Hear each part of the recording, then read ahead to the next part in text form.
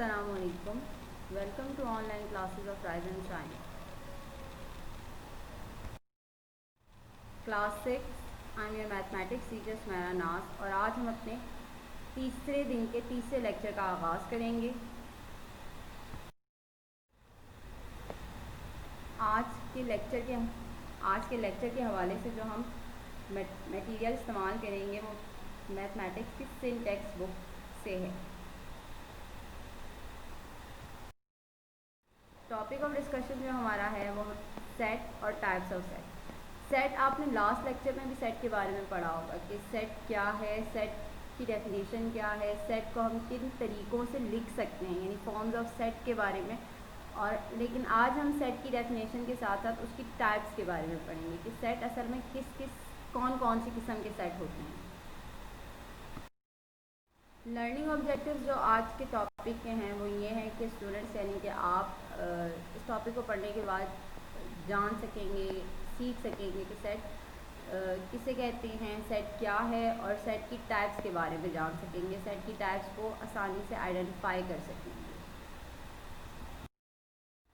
अब आते हैं सेट की डेफिनेशन की तरफ। सेट की डेफिनेशन आपने लास्ट लेक्चर में भी पढ़ी है, बिल्कुल फर्स्ट लेक्चर में, लेकिन आज एक बार फिर रिपीट करते हैं उसे कि a set is a collection of well defined and distinct object. यानी सेट ऐसी चीज़ों का मजमूआ है जो वेल डिफाइंड से मुराद ये है कि कोई ख़ास प्रॉपर्टी रखते हों, ऐसे सेट हों जो अपनी अंदर एक ख़ास किस्म की सलाहियत खूबी रखते हों एंड डिस्टिंक्ट, और ख़ुद अपनी उस खूबी को वाज़े तौर पर बयान करते हों, वो चीज़ आपके पास सेट कहलाती है। जैसे अगर आप अपनी नॉर्मल रूटीन में, नॉर्मल लाइफ में चेक करें तो टी सेट, अब जो टी सेट हैं यानी जो चाय के बर्तन वगैरह हैं, आप चाय के बर्तनों में पानी नहीं इस्तेमाल कर सकते, आप चाय के बर्तनों में जो है आइसक्रीम वगैरह डाल के नहीं दे सकते, उनकी अपनी एक प्रॉपर्टी है। यानी हम चाय के बर्तनों में चाय ही को यूज़ करते हैं, चाय ही पीते हैं, तो इसलिए टी सेट की अपनी एक ख़ासियत है।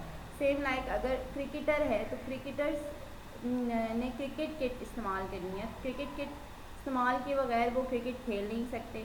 क्रिकेटर्स कभी भी फुटबॉलर्स की किट को इस्तेमाल नहीं करेंगे, यानी दोनों की एक अलग अलग प्रॉपर्टी है। क्रिकेटर की जो किट है उसकी एक अलग प्रॉपर्टी है, फुटबॉलर्स की किट की एक अलग प्रॉपर्टी है, तो ये भी आपके पास एक सेट कहलाएगा। अब अगर आए मैथ की तरफ, यानी मैथ के हवाले से उसको देखें तो मैथ में अगर हमारे पास A equal to set of even numbers, यहाँ जो मैंने एग्जांपल दी है वो आपको इवन नंबर्स की दी है। देखिए अगर मैं सिर्फ नंबर्स की बात करती हूँ, सिर्फ नंबर्स की, तो नंबर्स के हवाले से तो बहुत सारे नंबर्स मेरे जहन में आ जाएंगे, 0 से स्टार्ट होंगे तो सो ऑन चलते जाएंगे, मिलियन, बिलियन एंड मज़ीद और चलते जाएंगे। लेकिन अगर मैं नंबर्स मखसूस कर दूँ, जैसे यहाँ मैंने मखसूस कर दिए ईवन, तो मुझे पता है कि ईवन कौन से नंबर्स होंगे तो ये भी सो ऑन बहुत लातादाद नंबर्स हैं, लेकिन ईवन है ना, यानी वो नंबर्स जो 2 से डिवाइड हो रहे हैं, ये इनकी प्रॉपर्टी है कि ये पूरे, यानी ये वेल डिफाइन है, वेल डिफाइन तरीके से बता रहे हैं कि हम इवन नंबर्स हैं, हम 2 से पूरे डिवाइड हो रहे हैं। डिस्टिंक्ट क्या है कि हर नंबर जो है अपनी जगह खुद अपनी हैसियत को मनवाता है, यानी उस जैसा दूसरा कोई नंबर मौजूद नहीं होना चाहिए, वो है उसका काम, उसका अपना है। डिस्टिंक्ट ऐसा है यानी अपने काम को खुद वाज़े तौर पे बयान करे, वो आपके पास चीज़ डिस्टिंक्ट कहलाती है। दूसरी एग्जांपल जो मैंने यहाँ दी है सेट ऑफ ओड नंबर्स, यानी इससे भी वाज़े हो रहा है कि ओड नंबर्स आपके पास वो नंबर्स हैं, यानी उन नंबर्स की यहाँ बात हो रही है जो 2 से डिवाइड नहीं होते हैं।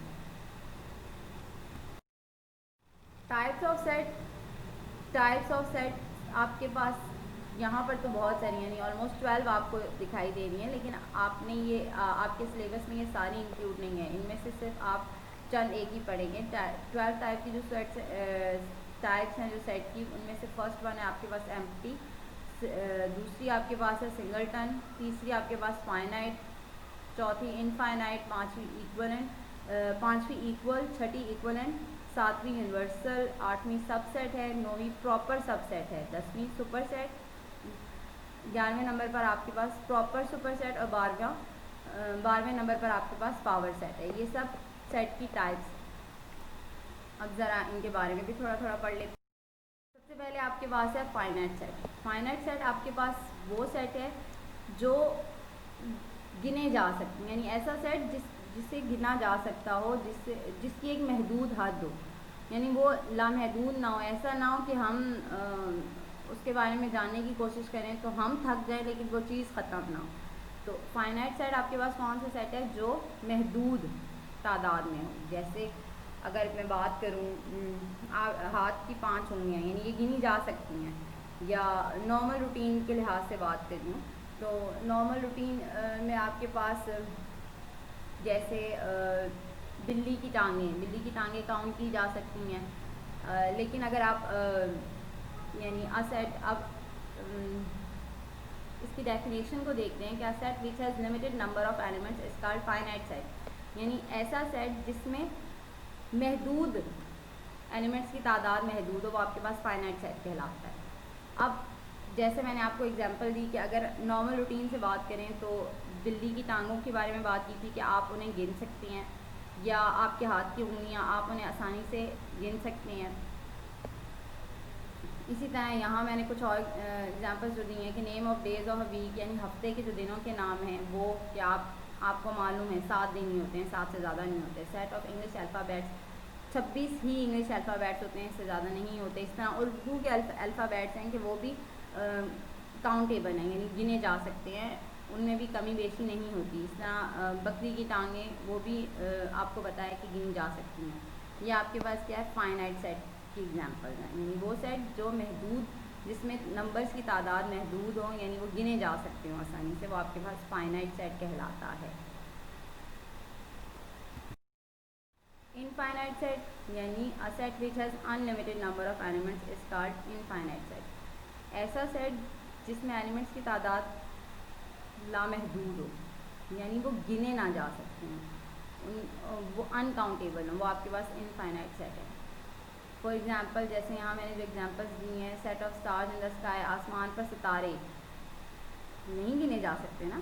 Set of hair on the body of goat बकरी के जिस्म पर जो बाल होते हैं वो भी नहीं गिने जा सकते। सेट ऑफ नंबर्स यानी वही नंबर्स भी 0 से स्टार्ट होते हैं तो फिर बहुत ज़्यादा सॉन आगे आगे चलते जाते हैं, हम उन्हें नहीं गिन सकते।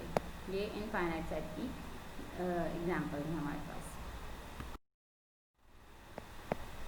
तीसरी टाइप जो यहाँ बताई हुई है वो है एम्प्टी, वॉइड, नल सेट। ये तीनों एक ही सेट के नाम हैं, यानी एम्प्टी, वॉइड या नल सेट। खाली सेट के नहीं, बिल्कुल खाली सेट के उसमें कोई एलिमेंट मौजूद ना हो, वो आपके पास एम्प्टी सेट भी कहलाता है, वॉइड भी कहलाता है, नल सेट भी कहलाता है। यानी a set which has no element, ऐसा सेट जिसमें कोई एलिमेंट मौजूद नहीं है वो हमारे पास एम्प्टी, नल या वॉइड सेट कहलाता है। इसे हम डिनोट करते हैं किससे, फाई से या खाली 2 ब्रैकेट्स के जरिए, कर्ली ब्रैकेट्स के जरिए। फॉर एग्जाम्पल्स क्या है इसकी, set of square with 5 sides.